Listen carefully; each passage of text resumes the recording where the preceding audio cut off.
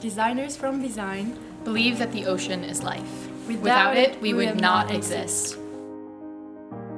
The vast majority of our Earth's surface is covered by the ocean, in which most of the planet's biodiversity resides within.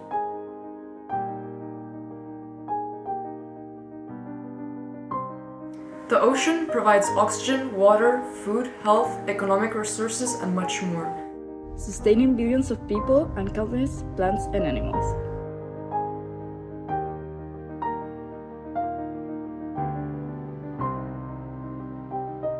En tant que designer durable, nous trouvons une inspiration infinie dans l'océan. Il éveille l'émerveillement, la curiosité et la fascination.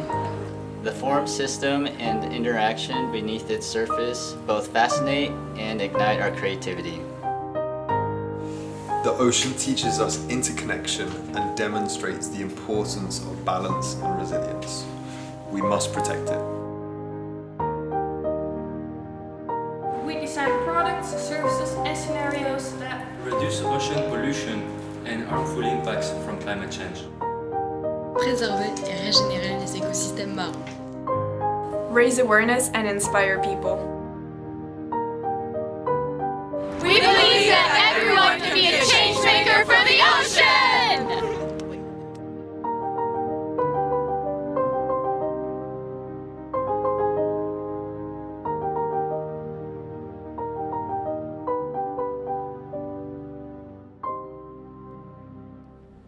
Hello, my name is Maury Larivière. I am one of the founders of the school, BESIGN, the Sustainable Design School. We are located in the French Riviera and we propose a master's program about innovation and sustainable design. Since 2023, the students are involved in a big project named Objectif Ocean by BESIGN, and they developed around 10 projects to help people to protect the ocean. And on this video you will see the presentation of three diploma projects from three students about different kind of resilience. Hello, my name is Lilou Tauban. I am French and American and I was born and raised in Miami. And I've just recently graduated at BESIGN, the Sustainable Design School in France, in a master's degree for sustainable innovation. Miami, like many cities around the world, face a very serious issue of rising sea levels and flash flooding events, which are becoming more unpredictable and increasing in severity. Now what this does is it submerges streets within minutes, trapping residents and individuals in flat and low-lying areas with limited safe refuge. The infrastructure today struggles to adapt to the growing concern of climate events occurring more frequently and unpredictably. Now, what I have here today and what I presented as my diploma project is two solutions. It's a dual solution. First, we have a flood-resilient elevated platform, which serves a double purpose. Everyday life, it is urban furniture. And during emergency, it rises through the central pole, and by floating on water, it rises with the water level. So this platform acts as a safe refuge where communities would need it. I decided to target Miami because I was born and raised in Miami and I've witnessed firsthand the effects of flash flooding and tropical storms, the effect that it has on our communities and our infrastructure. So the solution I came up with was an elevated platform that would float on the water and would be the only thing other than boats floating at the surface of the water and always there camouflaged in the cityscape in case of emergency. Now the idea is that people are able to familiarize themselves with it as an urban furniture, using it in their daily lives, becoming more aware of its emergency use, and always having it in case of emergency. So that's the idea. It camouflages within your community, but it's always there just in case. Now this safety platform, Miami Res, is also paired with a mobile application, which serves to guide you to these safety platforms if you were, for say, stuck in a flood or caught in a flash flood. The application would be able to guide you to the nearest safety point. From there, emergency services would be able to safely pick you up, and this, all in all, would help better coordinate emergency services. The mobile app also provides real-time alerts for weather and for flash floods. If you were avoiding a flooded route, it would be able to redirect you to higher and safer ground. And this project strives to create a network, a connected network for prevention, for awareness, for better coordination of emergency services, and most importantly, to create community and collective resilience. What we're trying to do here, what I was trying to do here, was take Miami's vulnerability, something I've experienced firsthand, and as a designer, what I want to help solve, take that vulnerability and turn it into resilience. I was closely in contact with the emergency director of rescue services in Miami, and we worked closely on coming up with a solution to better coordinate emergency rescues in flash floods. And there is no existing infrastructure, he believes, that saves people that are stranded in floods. He believes it protects property and not people. And a solution like this, where infrastructure is made to save lives, it's made for the people, it builds a better and more resilient community. Miami Rise is shaped by water, driven by innovation, and built for resilience. Hello, my name is Cléo Lecoq. I'm a student in social innovation in BESIGN school, and today I will introduce you my diploma project, which named BELINK. BELINK is born from one observation. 1 out of 5 persons in France are living with digestive disorders. And still, there are millions of people living with chronic and invisible conditions. It means that in any biomarkers, in any medical papers, you can see that you have actually something. So 55% are feeling misunderstood, and they are often told that it's in your head. But we have to understand that the impact of digestive disorders are way more than only just a stomach ache and only a physical discomfort. It affects our social life, our work, our efficiency, and our self-perception. So this is why today we ask the question, how can design support people with invisible chronic condition in reconnecting with their bodies and gaining autonomy? That's why I create BELINK, a co-created ecosystem built around a community. It brings a person from misunderstanding of their symptoms towards autonomy. In this health journey, we can find 5 key actors. So the person with digestive disorders, the health professional, peer supporters, loved one, and other people living the similar condition. All those actors are very important because it creates this holistic approach that was missing, and it really helps to have this personalized approach. This entire ecosystem is centralized into the application BELINK. We can see all the interaction, the progress, the evolution, and it's really a bridge with all the actors. However, when a person feels pain, they still need more something intuitive and immediate, and that's where the companion takes place.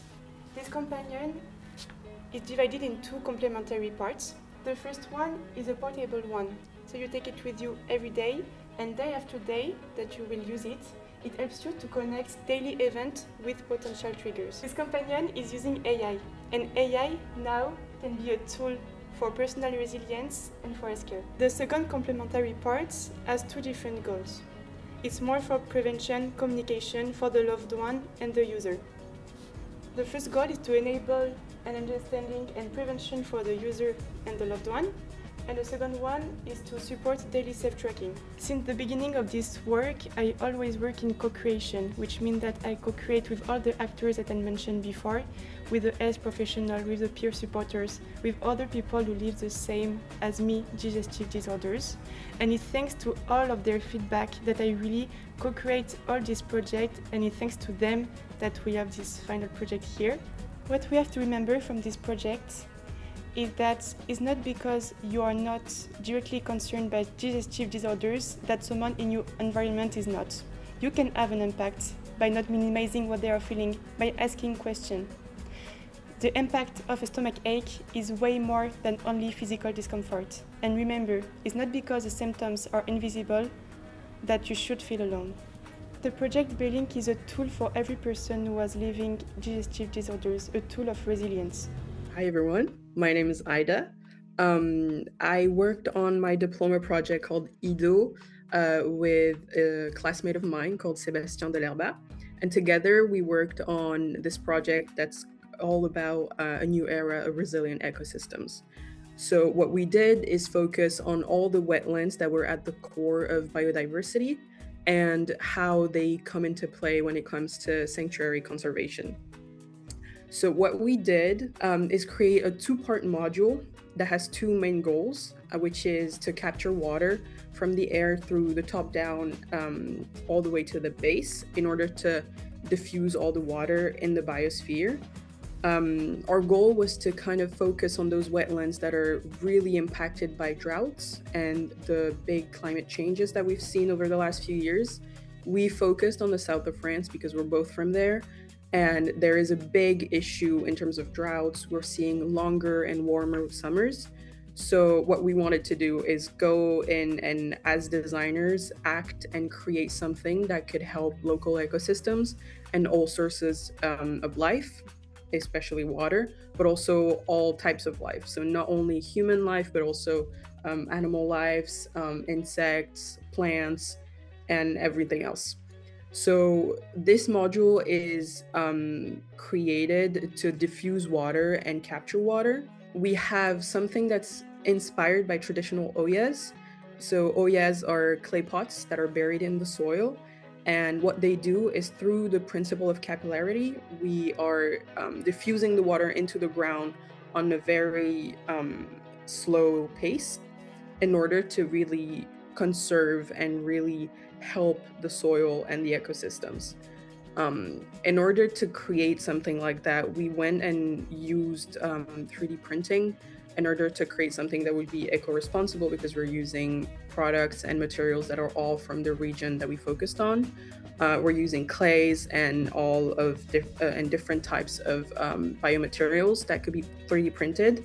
This base is designed to release more water in times of really high drought, in order to help the soil stay healthy for a longer period of time. IDO is an adaptable design. What we created is something that was going to work with the ecosystem that it was going to be put in. We have this micro ecosystem that we're creating through this module that is capturing water. But it's especially interesting because it's capturing different types of water. So we're capturing fog, and that's when the module is going to be opened up to 2 meters high, and that's going to be inspired by biomimicry and the way that different animals, especially spiders, are harvesting water through their webs. And then we have a second position for the module, which is going to be optimizing dew collection. So here we're talking about at a height of 150 centimeters. And this is just because we're working with a terrain that's very different depending on the altitude. So if you're higher up in the mountains, you're going to have more dew that's going to be able to be collected. And that's the main principle of IDO, working with its environment and respecting it as it works. We are working on something that's creating community, but also sharing knowledge. Our main goal on the human side of it was to connect actors. So during our research phase, we worked with scientists, and one of the main things that came up during this research is that people are not aware of what's going on in the mountains or in this region when it gets really hot, except for the fact that that it becomes a place that is susceptible to be on fire more often. And that's a big issue, but we wanted to create something that would promote the science and promote community work in the mountains. So what we're doing is, with scientists, we're sharing knowledge about local biodiversity health. With the residents, we're creating and completing their knowledge with field experience. So we're bringing the people in nature in order to identify key areas for implementation of the modules.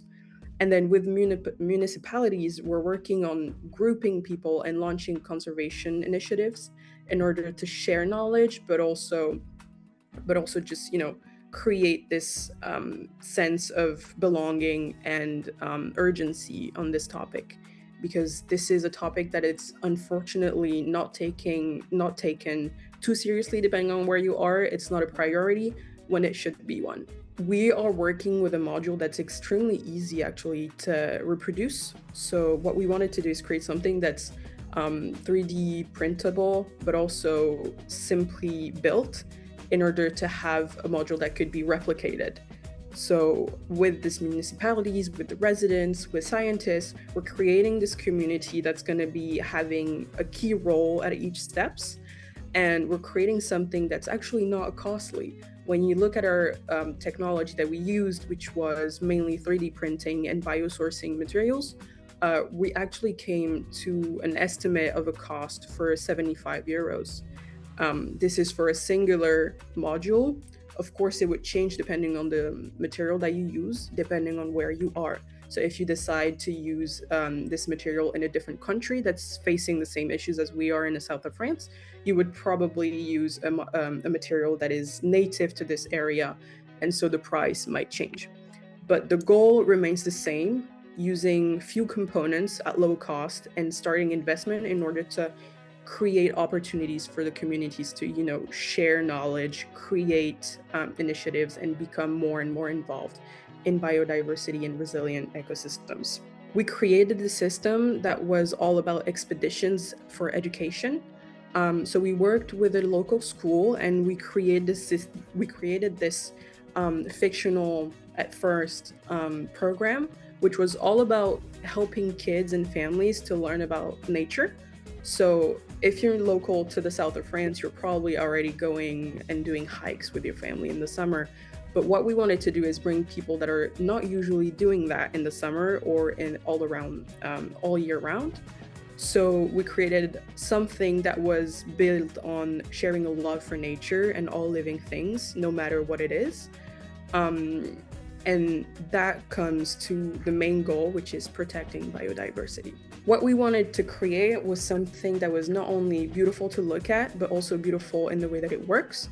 And a main point of IDO is that it blends in ecosystems. This is not something that we're going to go up in the mountains, set up, leave, and then it would look weird or, stand out.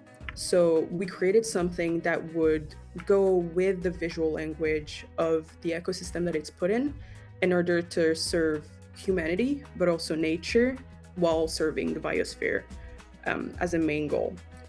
We wanted to create something that was going to be useful to all sorts of lives, and that's why we created IDO following multiple UN Sustainable Development Goals in order to have this bigger framework that would solidify the fact that saving biosphere is also serving each of us as humans. IDO is part of nature. The way that we wanted to create this project is so that it goes with the flow of nature. We created something that was going to be resilient in order to stay in nature without any human action. So this module is extremely resilient due to its shape and the volume and density. The base can stay in place in nature after the module is done being used. If there's any issue with the module, for example, if weather happened and part of the module is damaged, the way that IDO works is that it is modular. So you can take off the top, leave the base, and the base will actually disintegrate slowly over the years with nature. Because of the nature of the materials, we have something that's completely responsible, non-intrusive, and all of it is just for nature by nature. This is the main philosophy of our project and the main goal of our project, creating something that's not going to be imposed on nature, but that's going to be working with nature. And I think that's one of the main goal of any kind of resilient design. especially when it comes to all life-centered design. Hello, I'm Marianne Mensah, and I teach sustainable innovation at BESIGN, the Sustainable Design School. The projects that were presented to you demonstrate that designers can contribute to building resilience at the individual, local, and global level. In the corporate world, designers can have a systemic problem-solving approach, mapping impact, risk, and opportunities at each stage of the value chain. This means looking at global risk, but also local risk in terms of environment, social, economic, and cultural conditions. Who are the stakeholders? What are the user journey? What are the potential solutions to reduce the risk of disruption before, during, and after an adverse event? The solution can pertain to infrastructure, technology, nature, and behavior change. In fact, a recent study of Professor Rao and Grieve from Stanford Graduate Business School shows that one of the main drivers of resilience within a community is the level of cooperation. Designers have this amazing faculty to engage people in a creative and shared process to find solutions in the face of adverse events. AI is providing us with tools to make data analysis and simulation more efficiently. But AI will not serve the purpose alone. Designers have the ability to perform fieldwork and engage people to find solutions that will fit their specific conditions in terms of environment, culture, economy, and social conditions. At BESIGN, we want to empower students to become actors of a regenerative and resilient future. We would like to thank the World Design Organization for the invitation to participate in this event, and we wish you a happy World Industrial Design Day.